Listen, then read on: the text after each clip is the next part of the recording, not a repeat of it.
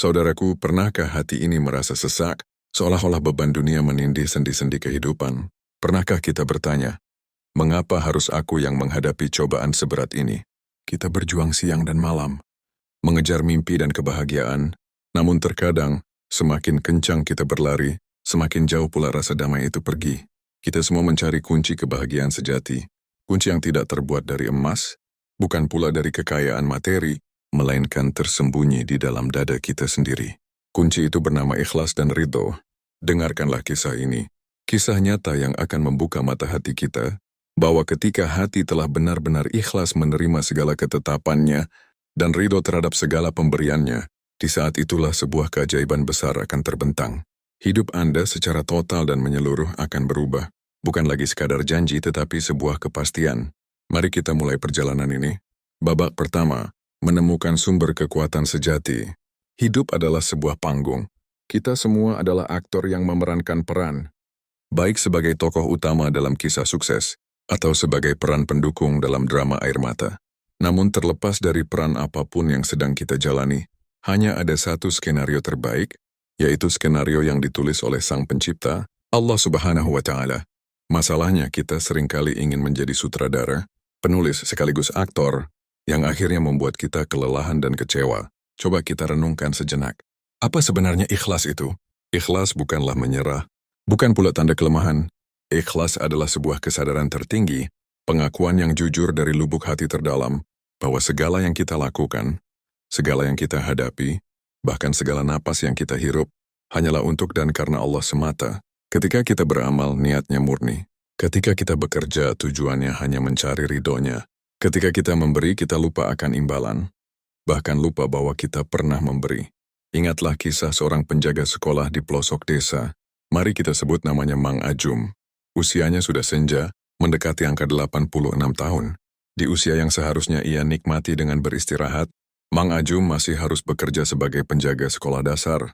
Bayarannya jauh dari kata layak.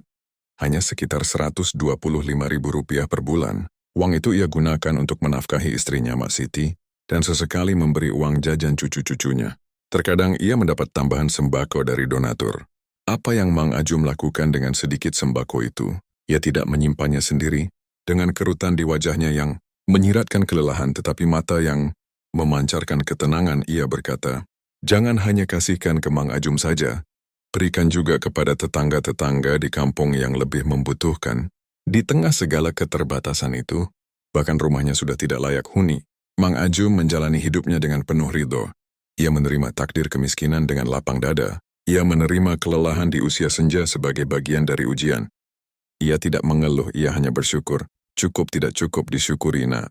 Kisah Mang Ajum ini mengajarkan kita tentang ridho. Ridho adalah tingkat kepasrahan yang lebih tinggi daripada sabar. Jika sabar adalah menahan diri dari keluh kesah, maka ridho adalah senang terhadap ketetapan Allah, seolah-olah apapun yang terjadi adalah hadiah terbaik yang memang kita butuhkan. Ridho adalah menari di tengah badai karena kita tahu Sang Nahkoda tidak akan membiarkan kita tenggelam. Mang Ajum, sang penjaga sekolah dengan gaji 100 ribuan, melakukan segala pekerjaannya dengan ikhlas dan menerima hidupnya dengan ridho. Dan tahukah Anda apa yang terjadi kemudian? Suatu hari setelah penantian yang sangat lama, sebuah keajaiban datang. Mang Ajum, yang tidak pernah memiliki cukup uang untuk sekadar membeli kasur baru, akhirnya diundang untuk menunaikan ibadah umroh ke Tanah Suci. Sebuah balasan yang melampaui logika dan perhitungan manusia. Kejadian ini membuktikan satu hal. Amal yang sedikit, yang dilakukan dengan ikhlas, nilainya jauh melampaui amal yang besar tetapi bercampur dengan pamrih.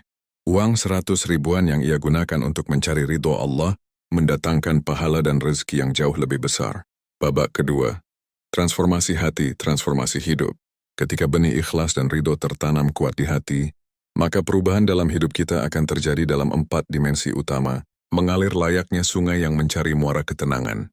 Satu, ketenangan jiwa yang melimpah. Manusia modern seringkali merasa terasing di tengah keramaian. Kita punya segalanya tetapi merasa hampa. Kita punya banyak koneksi tetapi merasa sendirian. Semua itu karena hati kita terlalu sibuk menghitung-hitung. Menghitung keuntungan, menghitung kerugian, menghitung pujian, dan menghitung celaan. Orang yang ikhlas berhenti menghitung. Ia tidak lagi mencari panggung, tepuk tangan atau pengakuan dari manusia. Fokusnya hanya satu. Ridho Allah. Ketika pujian datang, hatinya tidak terbang. Ketika celaan datang, hatinya tidak jatuh. Mengapa? Karena ia telah menambatkan nilai dirinya pada pandangan Allah, bukan pada pandangan manusia. Dampaknya adalah ketenangan jiwa yang tak tergoyahkan. Ia tidak mudah dikuasai amarah. Ia menjadi lebih pemaaf. Ia menerima kegagalan hari ini sebagai pelajaran berharga yang mendekatkannya kepada takdir yang lebih baik esok hari. Ia tahu bahwa segala kesulitan yang datang adalah cara Allah membersihkan dosanya dan mengangkat derajatnya. Coba bayangkan, betapa indahnya hidup tanpa beban ekspektasi orang lain. Inilah surga dunia yang dijanjikan bagi orang-orang yang ridho. 2. Rezeki yang datang dari arah tak terduga, pintu langit. Kita sering menyangka rezeki hanya berupa uang, padahal rezeki itu sangat luas. Kesehatan, keluarga yang harmonis, waktu luang yang berkah, teman yang soleh, bahkan ketenangan tidur di malam hari, semua adalah rezeki. Ketika kita berbuat baik dengan ikhlas, tanpa mengharap balasan dari manusia, maka balasan itu akan datang langsung dari sumber rezeki yang tidak terbatas, yaitu Allah Subhanahu wa Ta'ala. Rezeki itu akan datang dari arah yang tidak disangka-sangka. Ini adalah janjinya dalam kitab suci. Mari kita ambil contoh yang lebih dekat. Ada seorang pedagang kecil yang setiap pagi selalu menyisihkan beberapa bungkus sarapannya untuk diberikan kepada tukang sapu jalanan. Ia tidak pernah menyebut amalnya di media sosial, tidak pernah meminta imbalan, dan bahkan seringkali bersembunyi. Agar si tukang sapu tidak tahu siapa yang memberi, ia melakukannya murni karena ikhlas dan mengharap ridho Allah semata. Secara materi mungkin dagangannya tidak langsung laris manis. Tetapi apa yang terjadi dalam hidupnya? Anaknya yang sakit menahun tiba-tiba mendapat kesembuhan. Ia dimudahkan mendapatkan tempat tinggal yang lebih layak. Hatinya selalu lapang dan ringan, seolah-olah ia tidak pernah punya masalah. Inilah rezeki dari pintu langit. Rezeki yang tidak hanya mengisi dompet tetapi juga mengisi jiwa. 3. Kekuatan untuk mengatasi cobaan terberat. Hidup pasti penuh ujian. Ada yang diuji dengan kehilangan harta, ada yang diuji dengan penyakit, ada pula yang diuji dengan orang terdekat yang mengecewakan. Bagi orang yang tidak ikhlas dan tidak ridho, ujian adalah tembok penghalang yang membuat mereka putus asa. Namun bagi Mang Ajum, bagi pedagang kecil yang bersedekah, dan bagi semua hamba yang telah menempatkan ikhlas sebagai tiang hidup, cobaan adalah jembatan. Mereka tidak bertanya, mengapa aku? Tetapi pelajaran apa yang ingin engkau ajarkan padaku, ya Rabb? Sikap ridho terhadap takdir buruk adalah perisai paling kuat. Saat kita ridho, kita telah mengakui bahwa Allah Maha Mengetahui dan Maha Bijaksana, sementara kita adalah makhluk yang terbatas pengetahuannya. Kita tahu, di balik setiap air mata yang jatuh, ada skenario keindahan yang sedang dipersiapkan.